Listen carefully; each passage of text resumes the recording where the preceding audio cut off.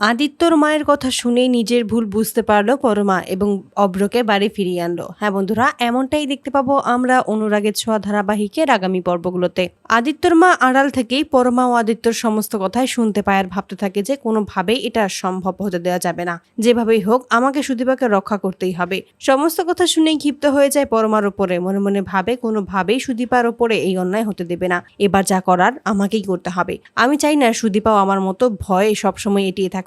আমি চাই এবার ওর জন্য হলেও লড়াই করতে। তাই পরমার কাছে ছুটে আসে আদিত্যর মা। সেখানে এসেই পরমার সাথে কথা বলে এবং পরমাকে জানায় আদিত্যর থেকে যেন সে দূরেই থাকে। অভ্র খুব ভালো ছেলে। অভ্র তাকে প্রথম দেখাতেই ভালোবেসে ফেলেছে। অভ্রকে যেন সে ভালোবাসে, ভালো রাখে। এই বলেই যখন আদিত্যর মা সেখান থেকে চলে যায় তখনই আদিত্যর মায়ের কথায় নিজের ভুল বুঝতে পারে পরমা। তাই এবার সিদ্ধান্ত নেয় সে এবার অভ্রকে বাড়ি ফিরিয়ে আনবে। আর আদিত্য তো এটাই চায়, তার দাদার সাথেই যেন আমি সুখে থাকি। তবে আমি আদিত্যকে খুশি করার জন্য এটাই করব। বাকিটা জীবন অভ্রর সাথেই কাটাবো, সংসার করব। তারপরেই পরমা ছুটে আসে অভ্রর কাছে। সেখানে এসেই অভ্রর কাছে ক্ষমা চায়, শেষবার একটা সুযোগ চায়। তারপরেই অভ্রকে নিয়ে বাড়ি ফিরিয়ে আসে। তো বন্ধুরা, তোমরা এটাই তো চাও যেন এভাবেই নিজের ভুল বুঝতে পেরে চৌধুরী বাড়িতেই যেন অভ্রকে নিয়ে হাজির হয় পরমা। কমেন্টে জানাও। আর নিয়মিত আপডেট পেতে আমাদের চ্যানেলটি এক্ষুনি সাবস্ক্রাইব করে পাশে থাকো। ধন্যবাদ।